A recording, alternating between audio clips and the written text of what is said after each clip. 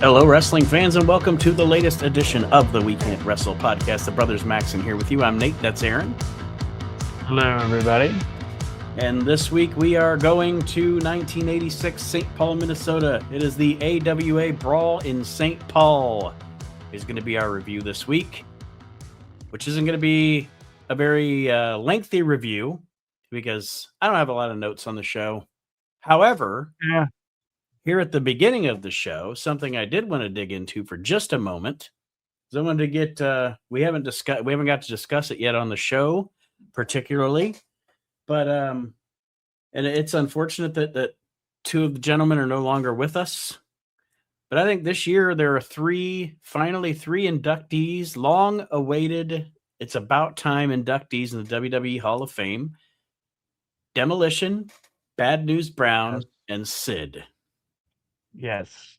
And News and Sid are going into that legacy wing, but from what I've heard, they've supposedly are like kind of updating how they handle that legacy thing, where it's more than just like, a blanket of we'll just sweep them in there all together. Yeah. I don't know how they're going to handle it on the Hall of Fame actual ceremony, but it sounds like they're going to treat it with a little more dignity or whatever. That's what I was going to say. What I'm wondering is, like, if now the legacy inductees would mean someone that's passed away and wouldn't be there in person to get their award. Yeah. And maybe because for a few years they did it where they would induct like 15 quote unquote legacies just to get people in. I think fucking Lou Thez wound up being just lumped in with a bunch of other dead people. Ivan Koloff went in there like that, and some other people, but I think they're going to treat it with a little more dignity. And I understand it because it's like there's people you want to put in there, but you can't have like at the end of the day, and I know the WWE Hall of Fame gets shit on sometimes, but it is still a television production. Mm-hmm. And you can't have every single person that's going in the Hall of Fame being a passed away person. Somebody has to go up there and accept something. Yeah. You know what I mean? Like, well, it can't be not just that, but to get in all the people that deserve to be in a timely amount of time. You can't have 20 inductees a year either. You can't have a 7-hour ceremony, But so, I mean, I get why they did it. There's just certain names that I think should have gotten like Koloff or like Thez. I can see inducting, I don't know.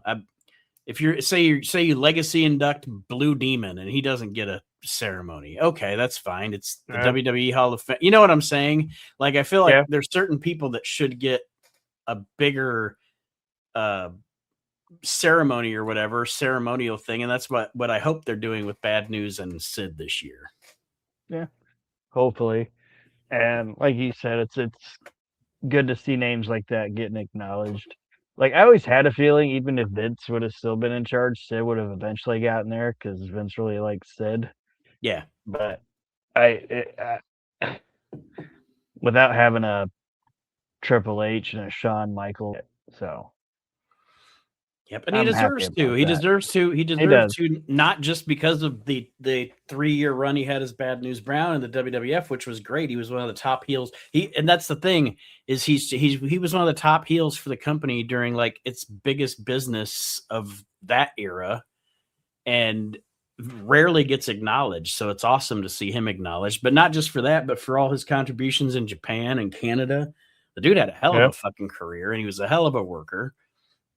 Oh yeah. So I'm happy about it. And then obviously we got to talk about, but we don't have to talk about too much about it, but we also, since the last time we recorded, we lost Dennis Condrey. So he's passed away. And did you hear the story about what happened? Yeah, it sounds terrible. Yeah, just awful. Like, when I first saw that he had passed away, I figured, because it's like Aaron and I were talking about, I'm not trying to be disrespectful, but when I first saw that he passed away, in the back of my mind, for some reason I thought he already had. And I think I told Aaron, I said I felt bad, but I think it was because he had been sick, and maybe I thought that he had passed away of a disease or something. But yeah, the way that he actually passed, it's hearing Cornette tell the story of it's horrific. God, what a terrible way to go. It's not like, I don't want to harp on the bad part of like the ending of somebody, and obviously he was much younger than this guy, but it's almost kind of like when you finally read about what happened with Gene Hackman. It's like, oh my god, Yeah, it was horrible. Yeah. It was horrible. But Condrey was definitely, like, I have to admit, outside of the Rock and Roll Express, outside of the Midnight Express, I haven't watched a ton of Dennis Condrey from other territories and stuff. I guess I have to plead, even though I pride myself on watching a lot of wrestling, I have to plead. I have not that I haven't seen anything with him outside of the Midnight Express, but I haven't seen a lot of Condrey outside the Midnight Express. But definitely, that was one of the greatest tag teams of all time, and he contributed to that.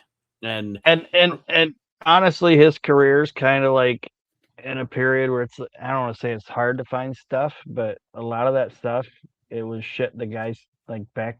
I shouldn't say shit. I don't mean it like shit, but like, yeah, it was a period of time that he was a guy in territories where like they taped over stuff, and it's like, because in the late 60s, early 70s, nobody's gonna want to see this in right, 2012. yeah. We got to save money and tape over this shit. You know what I mean? Like I have a one of those golden era classic DVD sets, right? With that, like the Bobby Brown versus Buddy Rogers or whatever. I have one of those sets, and then I have Cornette's Lost Mid-Atlantic tapes, where the guy was going to throw away all that Mid-Atlantic stuff, like it was on the curb, ready to go to the fucking dump, and Cornette got it, and he converted it all to DVD, so I have some of that. I'm getting to a point. But there's like a match on that golden thing that I have, a Golden Years or whatever, and then there's a couple on the Cornette collection, and then maybe a couple of snippets on YouTube. But that's all I've ever seen of Johnny Valentine, because of, like you were saying, like, and Johnny Valentine, like what I've seen, dude, was fucking awesome. But there's only I've only ever seen like 3 or 4 complete Johnny Valentine matches, because like you said, they just taped over everything back then, or they didn't even tape it. They didn't even tape it. Flair talks about it like in his book, and then I've heard him say it multiple times in other interviews. Like, they talk about him and Steamboat in like 88, 89, those that run they had. Yeah.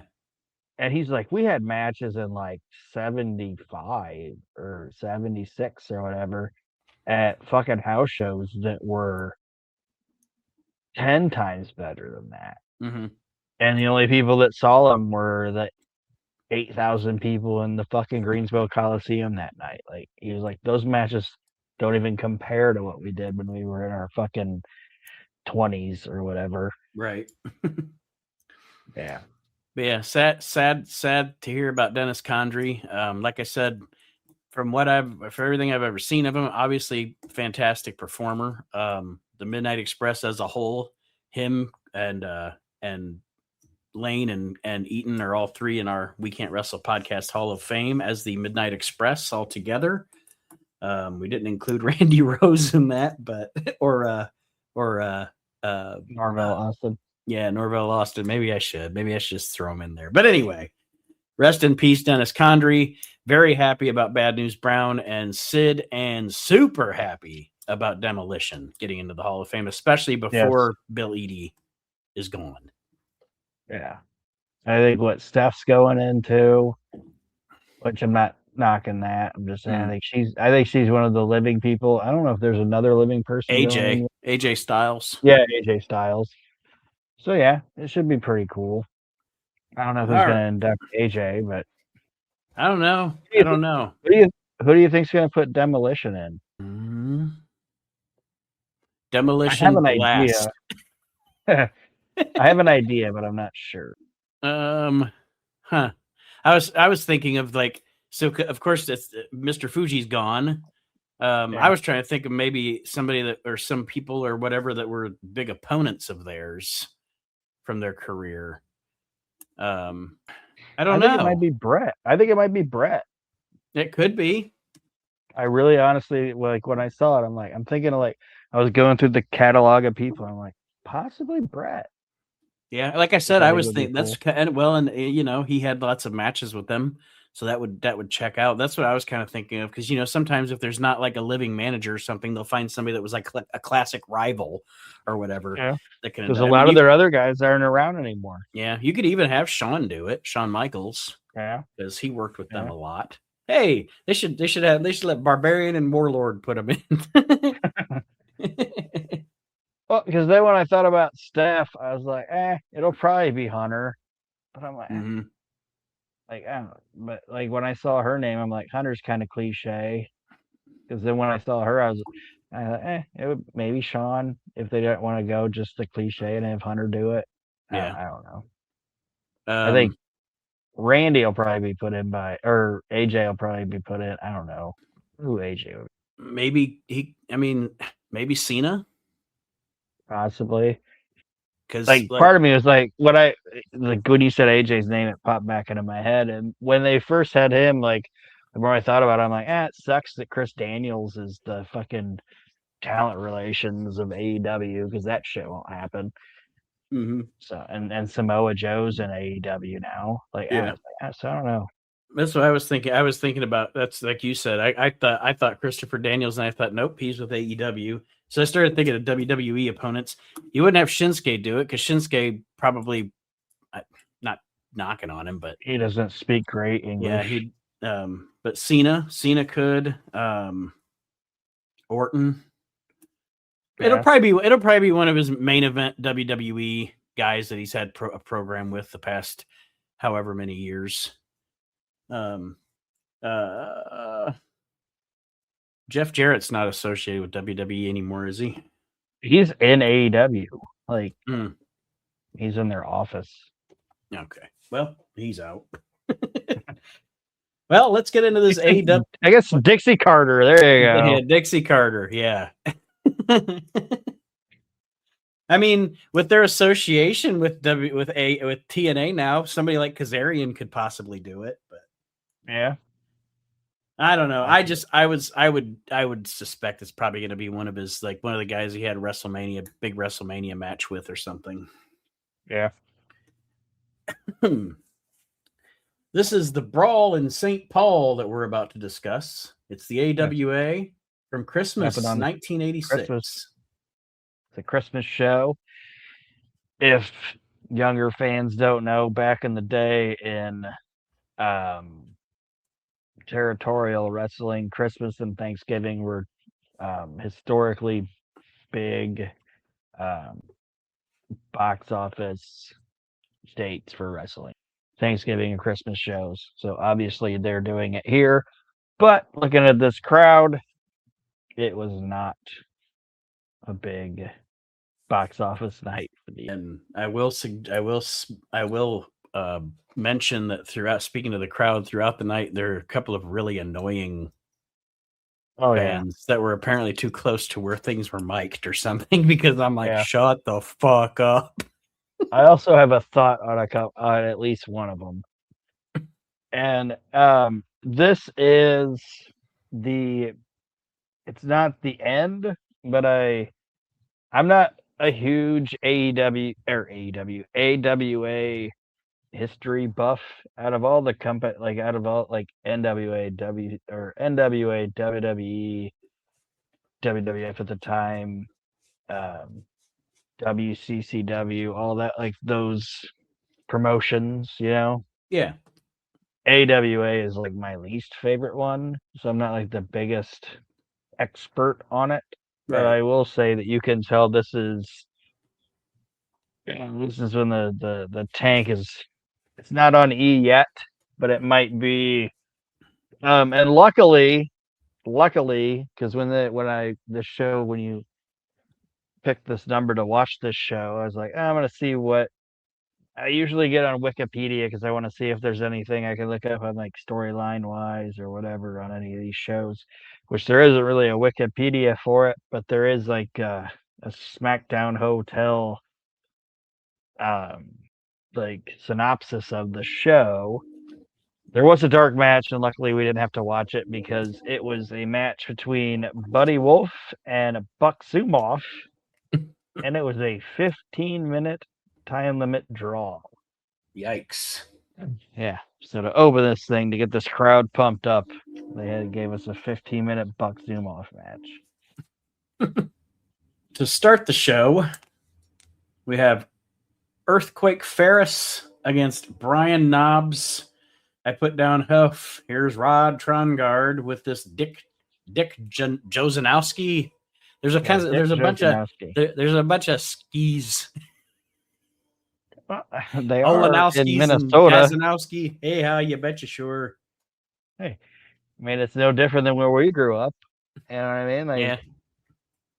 We had a bunch of skis and skies and Zelonskis and. But yeah, it was parted hairs and mustaches. Like, we grew up around those guys. As anyone that listens to this show knows, I was super thrilled to hear Rod Trongard on commentary here with his big fucking head. And it's like when he was in WWF for that brief amount of time, and he would do like Boston Garden shows or whatever, and they get the long shot of the ring, you know, the wide shot or whatever. You can see his big fucking head down there at his big old perm. I think some of my I might have been a little tipsy when I watched the show, because some of my notes are either I don't know what to call it, but anyway, it's okay. I had to watch it again because I got a little into it, and like I got to like when I was reading my notes, I got to like the third match. I was like, I wrote some of this down wrong, so I had to watch it again. So it's all right. I have some clear cut notes.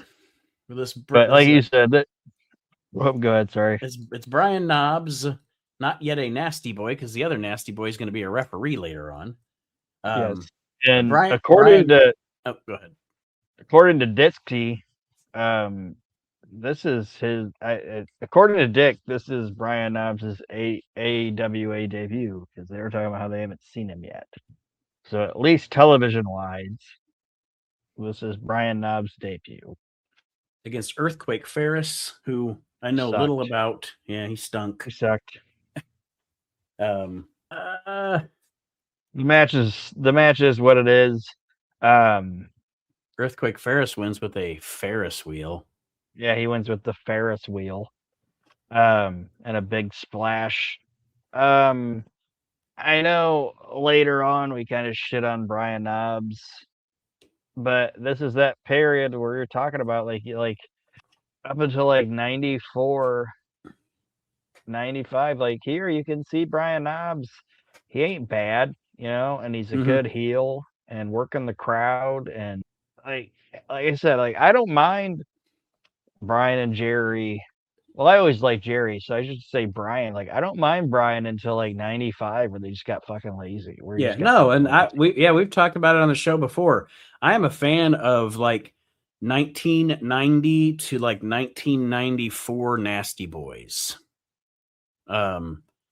If they were in the ring with an opponent or with another team that could match, you know, that could do plunder with them, like Cactus Jack and Max Payne, or the Steiner Brothers, or the Legion of Doom, even the Hart Foundation, like at WrestleMania it wasn't even plunder. Like if they got in there with some guys that could make them work. Mm-hmm. You know what I mean? Like you said, like because the Harts, that wasn't really a plunder feud. That was a keep up with us. You know what I mean? Yeah. Type of thing. When they got in there with guys that made them work, they were good.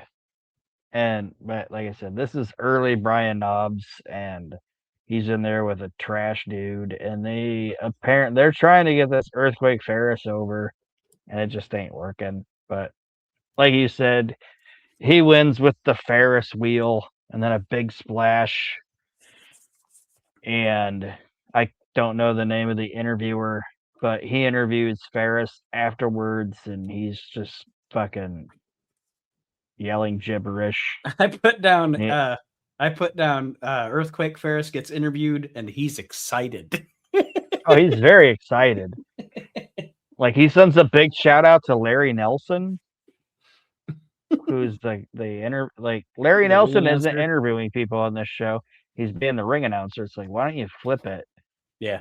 But anyway, he's like, Larry Nelson, we did it. And he's yelling all this shit. Then this interviewer's like, you hit that big splash. What do you call it? He goes, I call it the quake. It's like, oh my God. You're such a fucking hack. If like Earthquake Ferris was a comedian, he'd be like the "Take My Wife, Please" type wrestler, you know. Waka But waka. I have down here Larry Nelson is the ring announcer for this show. Baron von Raschke. Look out, Baron von Raschke. Are we excited, people? Larry Nelson, if you watch like AWA stuff from 1988 and 89, he's the fucking highlight of the show. He's quite high.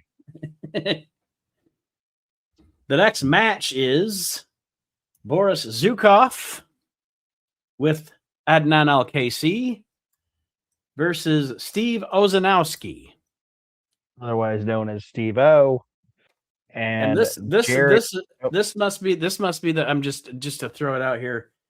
This must be the match where they got to me the most, because one of my notes is the fans are fucking annoying during this match. It's like the fans were like Fonzie's whistle during this match. The one guy in the red jacket did yell something funny at referee Jerry Skazanansky, which is Jerry Sags. I'm sure I butchered his fucking last name. But he did yell at Jerry Sags. He was like, "Don't worry, ref. Your hair will grow back. Like your haircut's terrible. Don't worry, it'll grow back." Like, I thought that was kind of funny. But with these fans you're talking about, and then like they were showing them and how like the size of them, I think they might have been plants. Like, I think they might have been possibly young workers that might have been training, and we're just trying to be out there to like give it like a like reaction. Yeah, because I don't know if that's true or not. Other than that, the crowd's quiet as shit. So maybe. And actually, I wrote down here, I think some of the shit they were yelling was kind of inside, and it sounded like rib joke. I did write down here, I think the name that Sags was using as the referee was Scott Ledoux, if I'm correct. No.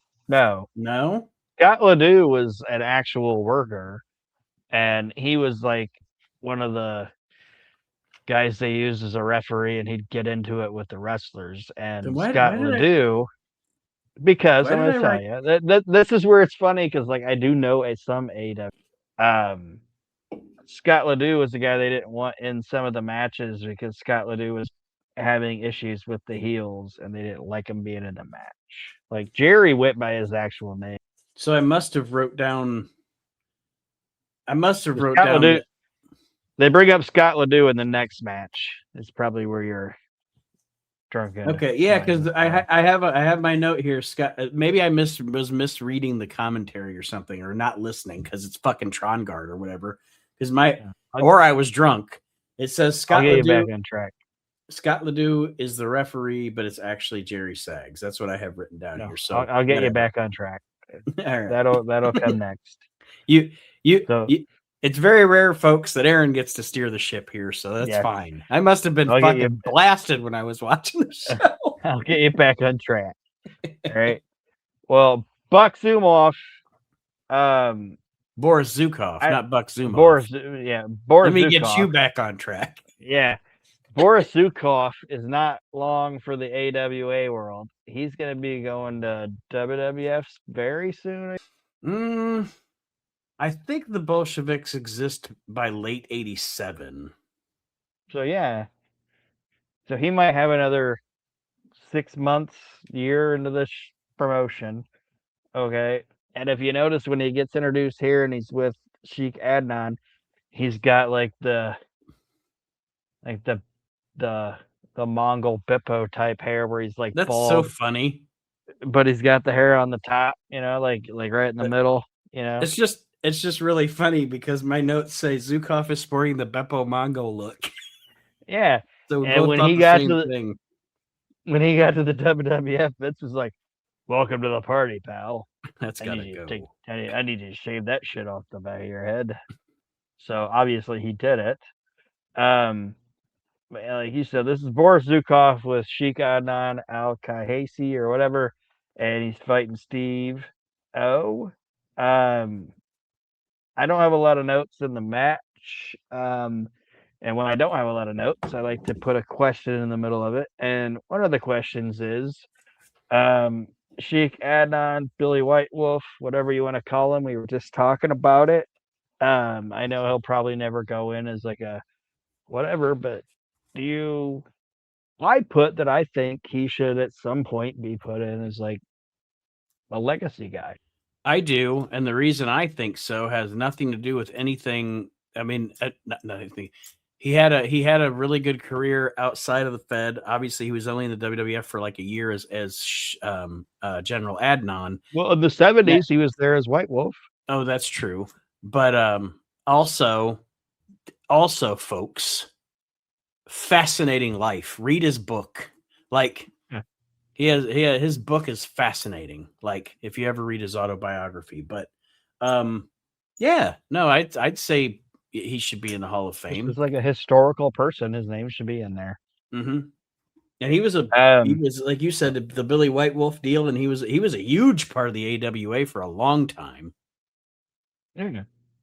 So I think he deserves it. And Um, he took a big dump one day, and out came Skandor Akbar. I mean, yeah. So, um, which Skandar Akbar was I know. just I'm saying. just saying. But during this match, Steve-O or Olszanowski, he misses an elbow smash, and then Boris hits an elbow of his own and gets the 1, 2, 3, but Steve-O's foot was on the rope and Jerry Sags missed it. So the winner is Boris Zukov with an elbow and a pinfall. 1, 2, 3. And that's how that ends. So there you go. Rarely ever talk. We rarely ever get the opportunity to talk about him on the show because he's not Boris Zukov. I'm not a big fan. Anyway, um, I liked although him and Nikolai. although although he is I thought part of him and Nikolai were. Oh, good. Sorry. he is part of one of my favorite segments at a WrestleMania. No, him and Steve Allen and Nikolai. Perestroika and Glasnost, we love you the utmost. And how is your sister tonight? That's the Polish national anthem. I get no kick from Ukraine. It's a great fucking Polish national anthem. Anyway, Pop goes the Weasel or whatever. Yeah, that's a Polish national. Yeah, I know it is what it is, but I thought the fucking Bolsheviks were a fucking serviceable tag team. they served their purpose during that era, and during the And era of lots of tag teams in the WWF. yeah, and I know we're not talking about the guy, but like I think sometimes, and I know he's in the Hall of Fame and he gets some respect and shit, but I'm like, Nikolai sometimes gets shit on because you look at like later on, but like before the Bolsheviks, that thing was a fucking hell of a worker, I thought, for like the size he and was and everything. no, yeah, and Nikolai was Fucking machine, man. Nikolai was the perfect like barrel chested foreign heel. Machine. Yeah, he's a fucking machine, in my opinion. So yeah, I don't want to hate on the Bolsheviks, but yeah, and this one it's like, is what it is. And this is where you got caught up with Scott Ledoux. you got confused. Scott Ledoux, because Scott Ledoux was in a to do with Larry Zbyszko, because Scott Ledoux was like an enforcer referee in the AWA, and Larry Zbyszko and him were getting into some shit because Larry Zbyszko was saying that like basically Zabisco would be in matches and he'd try to cheat, and Ledoux would push him around and shit. So in the next match that's coming up, which will be Larry Zabisco, Mr. Saito, and the Super Ninja versus Scott Hall, Greg Gagne, and Baby Bo Leon White. What they don't show you on the actual show is Zabisco worked the crowd and refused to work the match if Ledoux was the referee, so they replaced him once again with rookie referee Jerry Skazanowski, and that's where you probably heard. And that's where Scott Ledoux. That's where 6 Deep. I didn't know what the fuck was going on. Well, that's what's going on. I was completely unprofessional when watching this show. It was probably because I knew I was going to be watching 2 hours of 86 AWA. And this is where I had the thought that some of the fans, like those loud fans, a couple of them might have been plants, because they started chanting McDonald's. And then Zabisco got out of the ring and said, leave my friend alone. He was framed, and it wasn't his fault, and he didn't do it. So if they aren't plants, there's at least smart fans who get the sheets or whatever. Yeah. So that's just because I don't know when, because this would have been very, very early Observer. Yeah. So that's where I was like, it's either very, very smart fans, like these 3 fucking drunk Minnesotans are either really, really smart fans, or it's a fucking plant job. But either way, that's how they're working it. And it's funny looking at this match, because I'm like, you know what? There were times where Vern Gagne wouldn't have been so set in his ways or behind the times or whatever, that he might have been able to do something, because there were points where he had great rosters. Yeah. When I look back at the AWA, it's just like he didn't know what to fucking do with it, and he just couldn't see it. You know what I mean? Yeah. I mean, you got Vader in this match. You got Scott Hall in this match. Obviously, Zabisco's the son-in-law. Yeah, Zabisco's the son-in-law, so he's figured in. But, and I think I've said it before on the show. I think we've talked about it, but about the high flyers and stuff. I actually don't mind Greg Gagne as a wrestler. That's what was one of the things in the middle of it, because they didn't have a lot of notes. Was Greg Gagne a pass or fail? Oh yeah, I don't think Greg was a terrible worker. No, I don't either. I think that, like I said, the high flyers were a really, really good tag team. He was better as a tag team wrestler, but no, there's nothing wrong with Greg Gagne. I mean, and if you want to not think that he's a BSer with some of the stuff that he says, or some of the ideas that he said he had and shit, like if his dad possibly would have just stepped aside and let Greg do his thing, it might have been a better outcome for AWA at this time. You know what I mean? Because when you listen to Greg, he talks about oh, we had Baby Bowl, and we had the Midnight Rockers, and we had but his dad would just be like, I don't know if we should do that, right? So take it for what it is. I don't know, but no, Greg, I don't hate Greg Gagne as a worker. Nope. Like I said, I prefer him in the tag team, but yeah, I don't know. It's not that I hear people shit on him a lot. I just, so a lot of times you hear somebody bring up Greg Gagne, and you'll just hear somebody be like, I don't mind Greg. I thought Greg was. He gets painted with that nepotism. Brush. Yeah. Greg Gagne, not Eric Watts. Okay, not Eric Watts. Nope. And Scott, oh God, sorry. Like Aaron said, we have the Baby Bull Leon White in this matchup. Pre-Vader days. Scott, I don't know if he was calling him Gator at this point, but Scott Hall. No, he wasn't Gator. He was Scott Hall. And in my notes, it's he was fucking massive here. Mm-hmm. It's like, god damn, he was fucking big. Well, you don't. You get it gets kind of lost sometimes because he rolled with, especially when you think about like WCW, seeing him with Hogan and Nash and Giant and all that. Being around such other massive dudes, you forget how fucking big Hall was sometimes. I mean, watch him work with Shawn or 1-2-3 Kid and you realize it, but sometimes you forget that he was a big motherfucker. Yeah, and I'm not even just talking like height. I'm just talking like just muscular wise. Mm-hmm. Because later on he wasn't so much. Like Triple H talked about like when he met him when he first got to the WWF. And he said Scott Hall walked up to him and he was like he looked like spindly and kind of chunky or whatever, and he was like, "Hey, I'm Scott Hall." And in his mind he's like, This is Razor Ramon?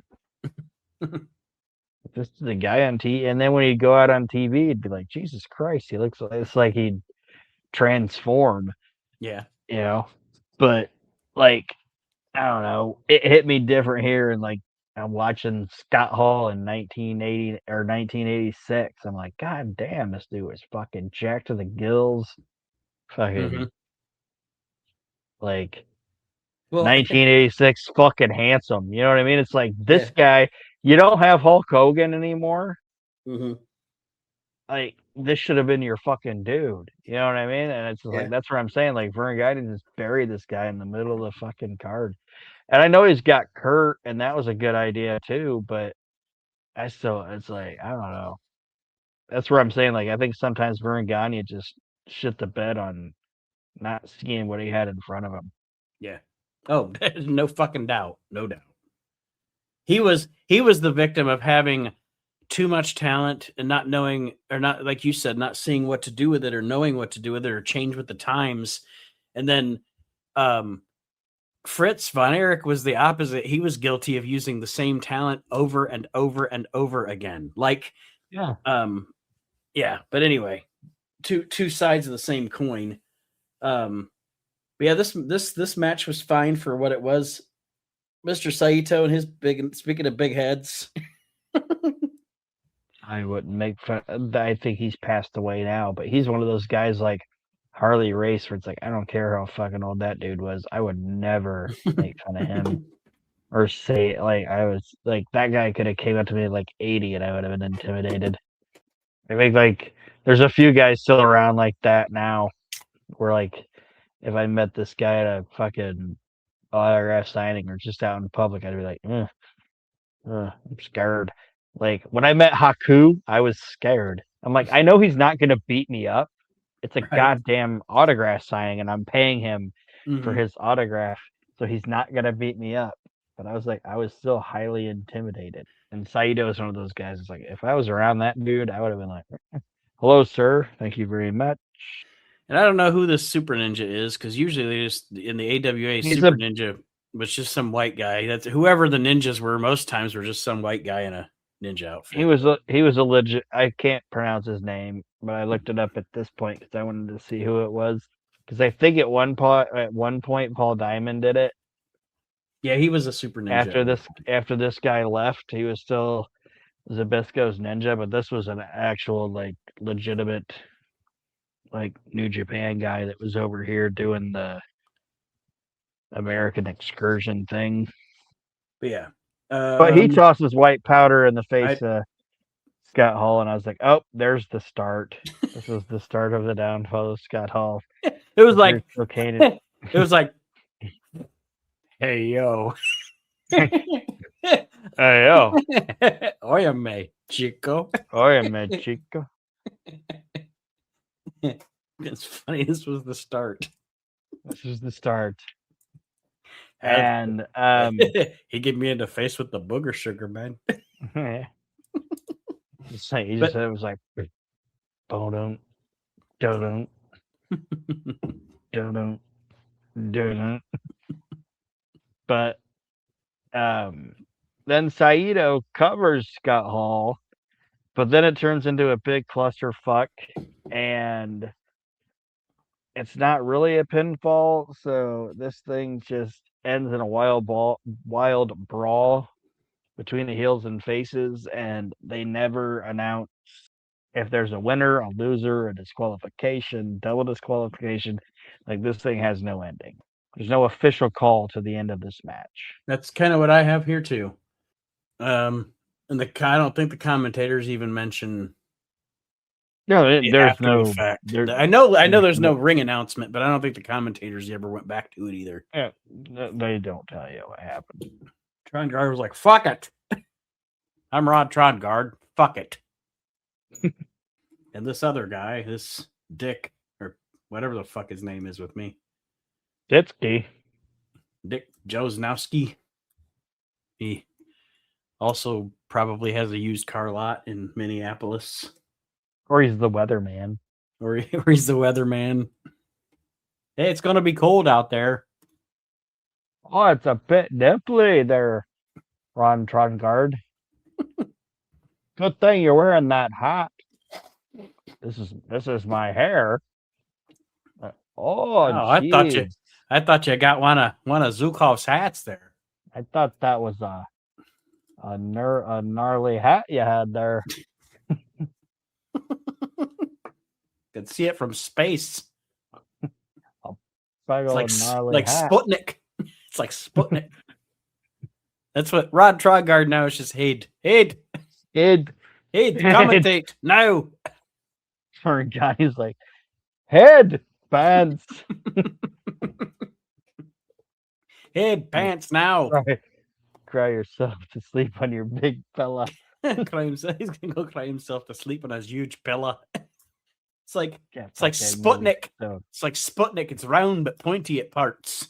The movie's so great. Like, fantastic. It's funny that you brought it up because, like, I was like, some of these shows are gonna be rough, like with like not a lot to talk about on them. So I was like, There was one point where I was like, I'm gonna ask Nate to like give me like 7, not movies, but like 7 things from movies that are like nobody talks about that just crack you up.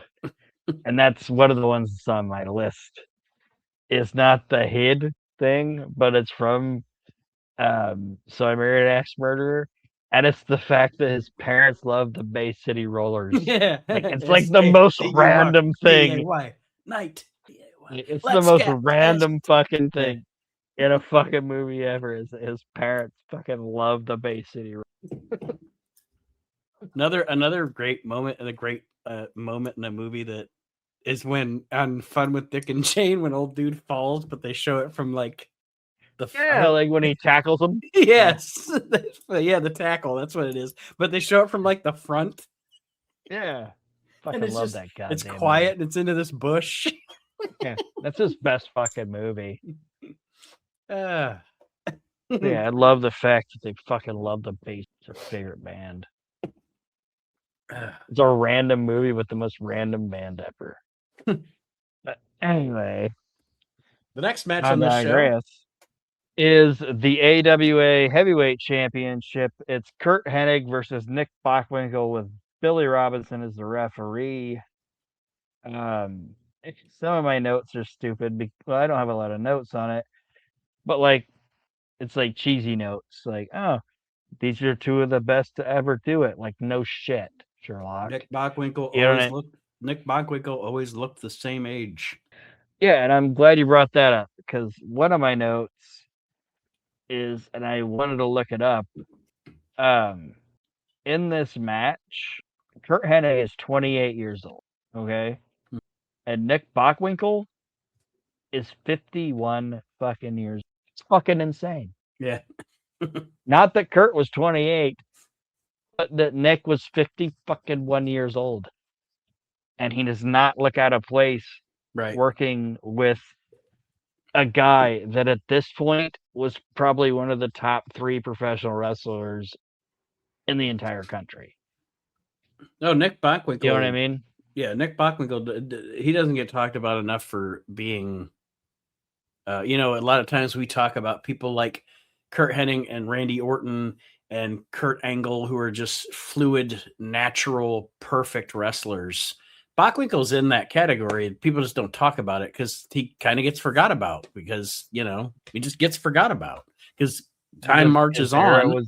his era was the 70s and like 60s, 70s, early 80s, and by this point he was about done.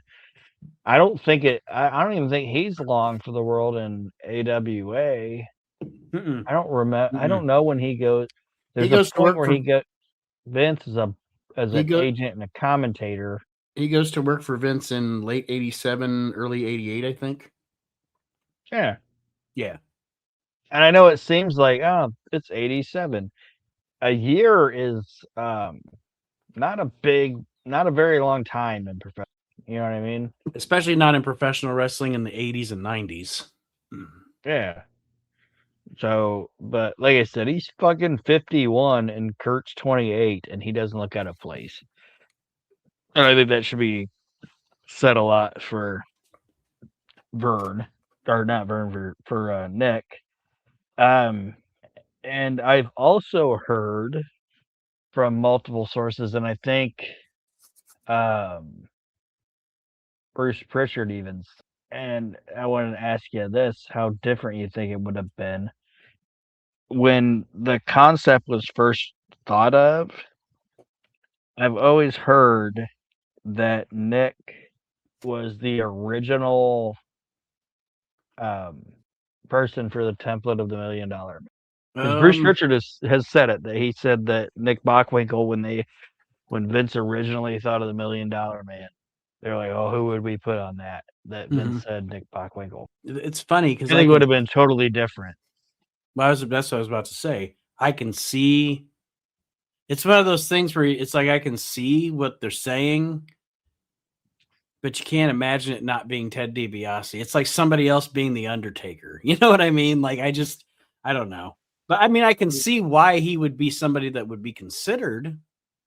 Like when I first heard it, like when I heard Bruce Pritchard say it, and like I said, I heard a couple people, or I heard a couple, or read a couple different things where they said Bockwinkel was the original idea for the $1 Million Man. I was like, I don't, and I'm not. When I say this, I'm not saying it bad because I love the $1 Million Man. And it's like, it would have been as cartoonish. You know what I mean? It would. I think it would have been. It would have been more like a Ric Flair. It would have been like a. Yeah, I was just gonna even say it would have even been a less outlandish Ric Flair. You know what I mean? Yeah.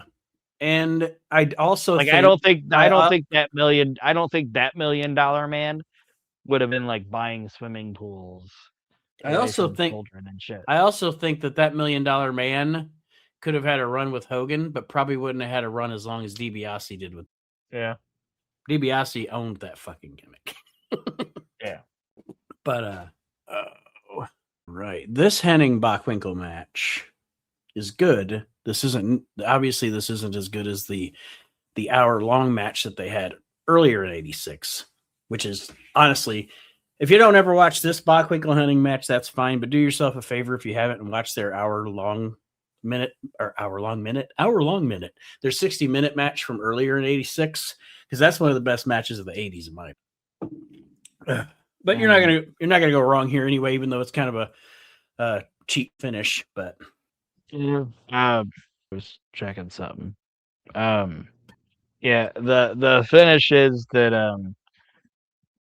Hennig, Billy Robinson ends up getting bumped, and he misses Hennig counting, getting the 3 count, like the pinfall, and then Hennig ends up dumping the Bach over the top rope, which Robinson sees, and Nick Bockwinkel is the winner, and he's due to over the top rope disqualification, and he's still the champion. And then Vern Gagne and Kurt Hennig cut a post-match promo where they're upset about it, and he's more eloquent about it because Nick Bockwinkel uses $500 words. But in my notes, Bockwinkel tells them to basically shut the fuck up, and then he walks away. So that's how that works. Shut the fuck up. Shut the fuck up. But it's like Bobby said, you'd ask Nick Bockwinkel what time it was, and he'd tell you to fucking make a watch. Yeah. tell you how to make the watch. So that's that. Like I said, good match. Kind of a dusty finish because they do. Hennig thinks he wins. He doesn't get the pin. Robinson instead taps him on the shoulder, like, I'm not letting you pin or whatever. Yeah, kind of a dusty finish. But and Kurt Hennig says that the refereeing was bullshit during this match. And like Aaron said, Bockwinkel pretty much tells him and Gagne to get back. Yeah, suck my cock. Suck my bot cock. Suck my back. Suck my winkle. My next note. Sorry. It was right around this time too. I don't know. Maybe it might. I don't know if it was before or after this. Sorry, that is one of my favorite heel things ever, and it was in AWA. It was when Larry Zbyszko helped Kurt Hennig in a match when they were both heels, and Zbyszko hit somebody. I can't remember who he hit with a roll of quarters. Like they might have flipped like Hennig and Bockwinkel. But anyway, Zbyszko hit and helped Kurt Hennig win a match. And Larry Nelson was like, Larry Zbyszko, did you do it for the money? And he's like, yeah, I sure did. That's like exactly why I did it. Basically, he's like, no shit. That's why. No shit, Sherlock. Guy. Yeah. Yeah. But anyway, I don't know why that popped into my head. Go ahead. Sorry. Well, no, literally my next note says Snuka versus De Beers. Crap. That's all I got. Oh, it's terrible. Jimmy Snuka versus Colonel De Beers is the next match. I fucking hate Colonel De Beers. And it's not even, there's like 3 like gimmicks in wrestling that I really can't stand, like that really bug me. And he's one of them. And I hate like race baiting. Because I think that is the laziest form of fucking heat. Yeah. Well, and I agree with you on that. Like, for instance, I know that the gimmick was based on the Nation of Islam. The Nation of Domination as a faction was cool, but I hated when they did the whole thing where the DX like framed the Hart Foundation for like putting racial I understand that there was a racial tone of the Nation of Domination. It is what it is. But they generally feuded with Ahmed Johnson and some white guys. So they were, you know what I mean? Like I liked that gimmick. They were careful about that.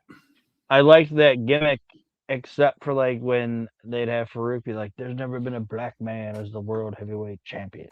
Right. I don't yeah, care about that. They were a good faction, like you could say, like a faction of thugs. But yeah, whenever they got too deep into the race thing, yeah. And I know De Beers was supposed to be like from South Africa, and it was in the 80s, so it was like the, what do you call it, the apartheid, the apartheid thing. I just didn't like it, and he's a shitty wrestler. Oh, that's the other thing. Like, he fucking sucked. Like sometimes I can forgive a bad gimmick if you're a good wrestler, but a bad gimmick and a shitty wrestler, get the fuck out of here. Yeah, I know that apartheid, or did I say it right? Yeah, apartheid.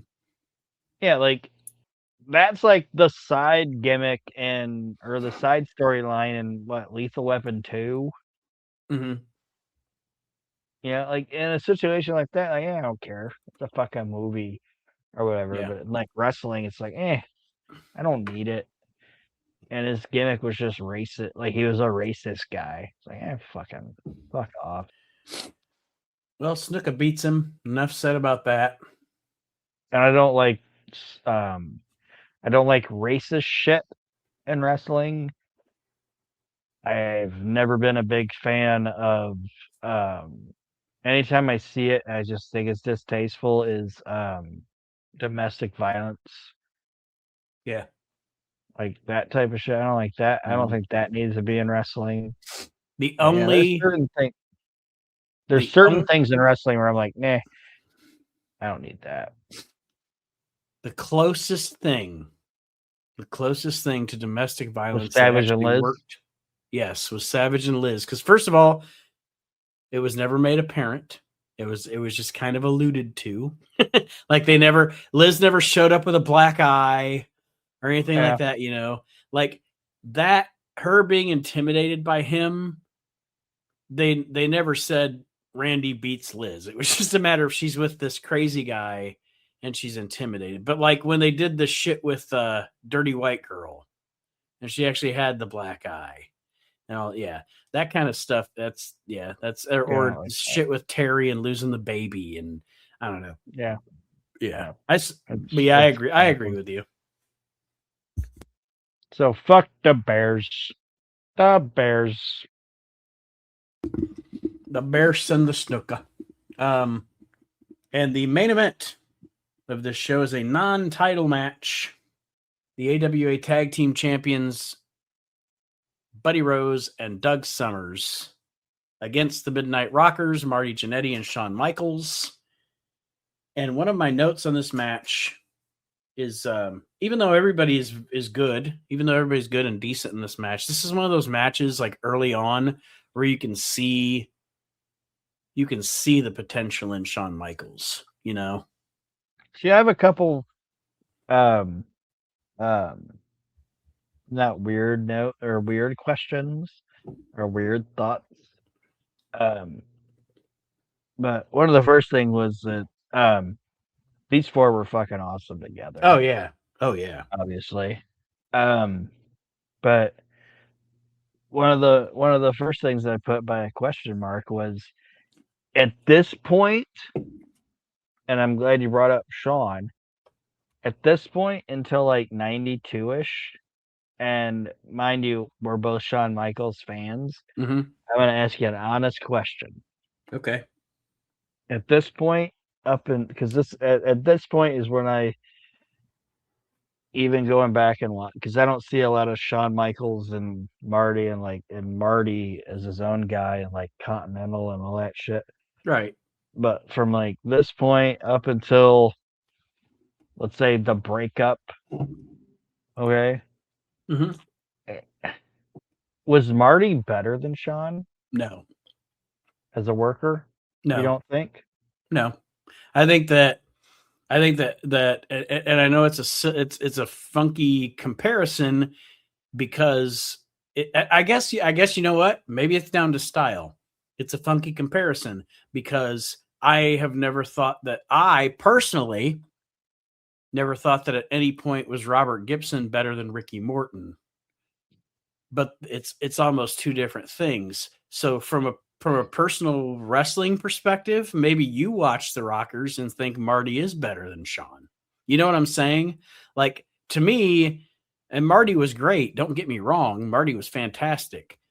But no, I don't ever think that I was personally more impressed with Marty Jannetty than Shawn Michaels. Because I just think is like I don't know, just the basic solid bell to bell shit. There was a point where Marty, I think, was better. And that's just my opinion. I don't think now, looking back on it, yeah. After now, what I will say is, I think that had Marty not been Marty probably could have been. When the Rockers breakup happened, there was potential for those two guys to both become huge stars if Marty could have fucking kept his shit together. I will say that. He was that good. He was that good where I think Marty could have been a main eventer just like Shawn and Brett. But that was on Marty. That's all him. I mean, him and Dustin are tied for most times fired by the WWF, I think. It's like him, Dustin, and I think Boogeyman. Boogeyman? Yeah, I think Boogeyman got fired a lot. But yeah, Marty got fired more than anybody. But yeah, I that's what I will give you. I think that between the two of them, or of the two of them, I still think Shawn's better, but I think Marty had the same amount of potential as a Shawn Michaels or a Bret Hart if he could have not been Marty, just not been that personality. Yes. And like I said, I wasn't saying like later on. I just meant like in 1986. watching this is Sean better.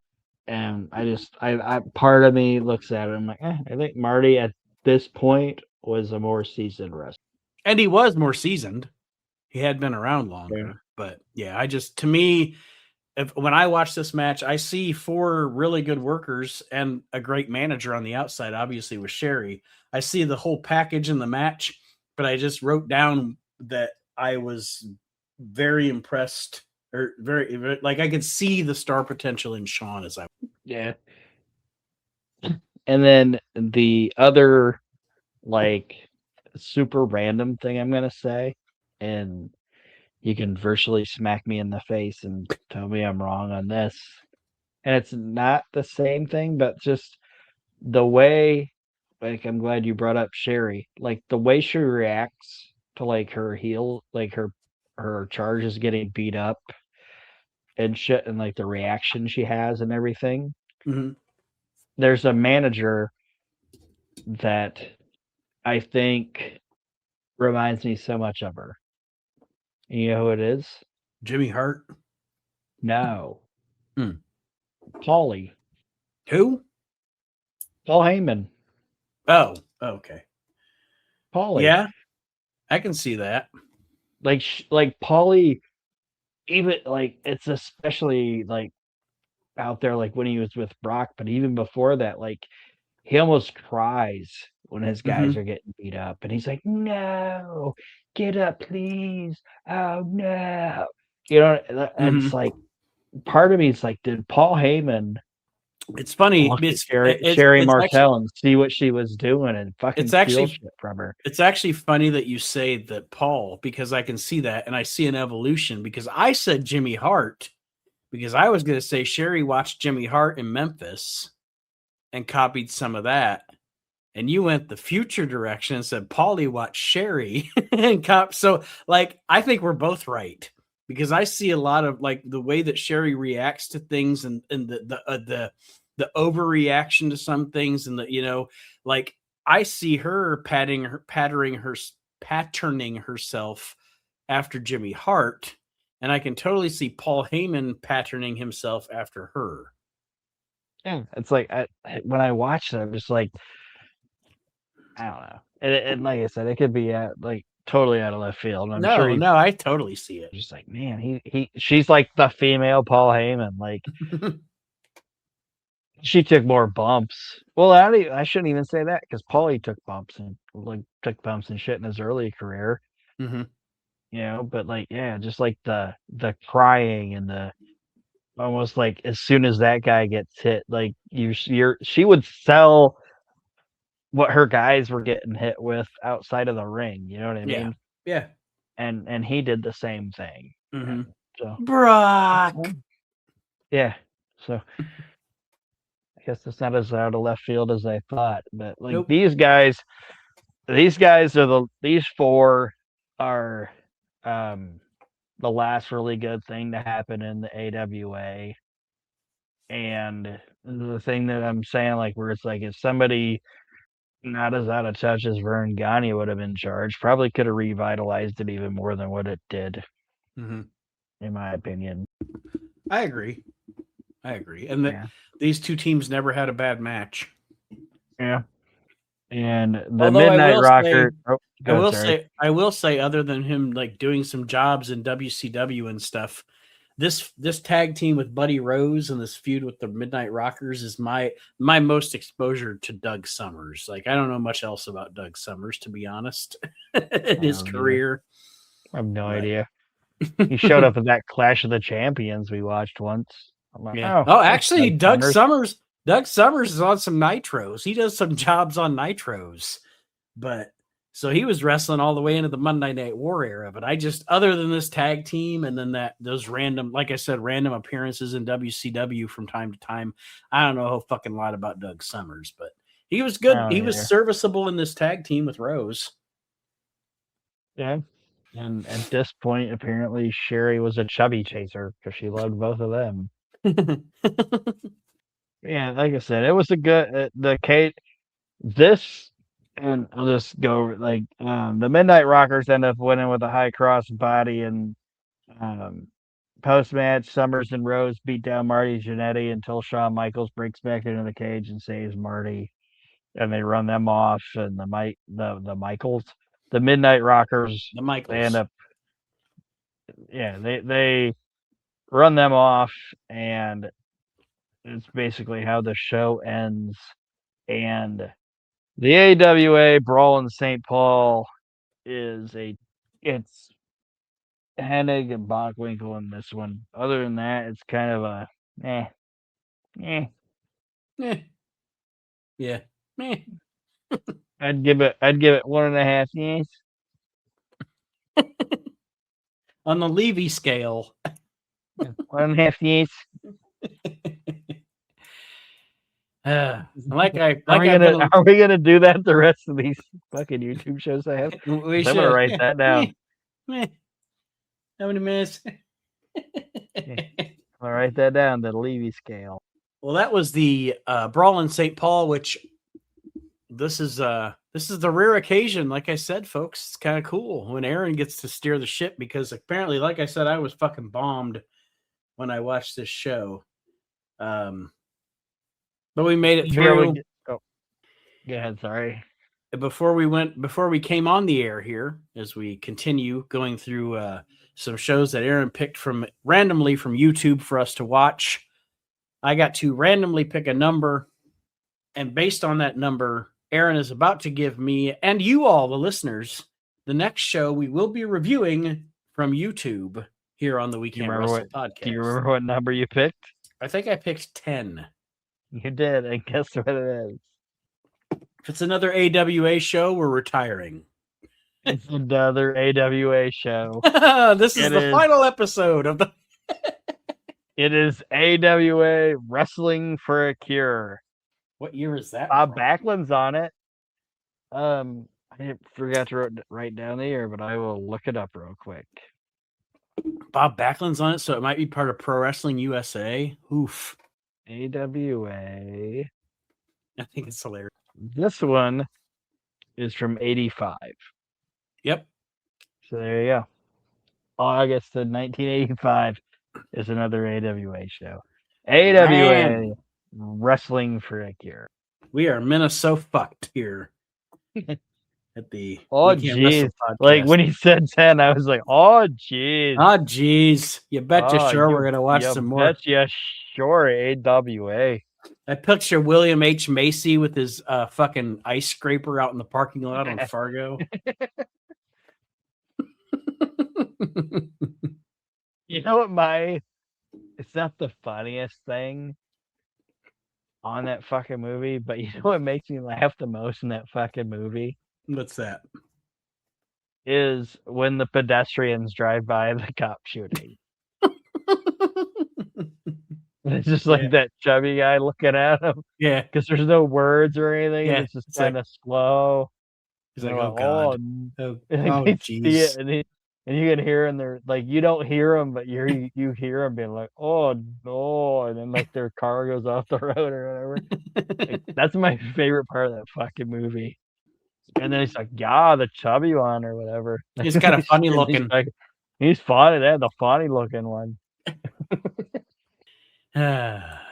It's in my top 15 favorite movies of all time, Fargo. When they drive by when those fucking pedestrians drive by that cop shop. To this day, if my wife and I are home together, we both have the same day off, I will jokingly go, I can make you some eggs. I really do. I'm like, you want me to make you some eggs? All right. We're going to sign off here. Apparently, I've got to drunkenly watch another AW. I'll try not to be drunk when I watch this one. So maybe I can have it together next time. Oh, good luck with that. But we should do the whole review in Minnesotan accent. Hey, Bob Backlund's here. He can make you some eggs. He knows how to scramble. Folks, when I make those eggs, it's going to be the most important. God, the Mr. Backlund thing is one of the greatest things ever made. But anyway, we will see you next time around for another They should not be giving children condominiums. Don't eat the marijuana. Eat the marijuana. And okay, we're getting too into when it. But when he's on the carriage in Philadelphia and he's just looking at his hands. Yeah, My favorite subtle thing is knowing that having clip-on sun visors on your glasses makes you a complete nerd. Oh yeah, it's fantastic, and they're never down; they're always up. Yeah, they're always up, even on the beach. Like they're up. They're and up. He's got the fucking sunscreen shit on his nose, but he's in a suit. Oh shit! Well, Dean's on that show. So anyway, all right, plebeians, time to go. We'll see you next time around here on the We Can't Wrestle podcast. Until we join you again, as always, share, like, review, tell your friends. Oh, and next week will not be the AWA show. It'll be the next Pod on the Mountain show discussing April of 1992 in Smoky Mountain Wrestling. So stay tuned for that. Smoky Mountain next week, AWA again the week after. But until then, have a great week, everybody, and we'll see you next time around here on the We Can't Wrestle podcast. Bye, everybody.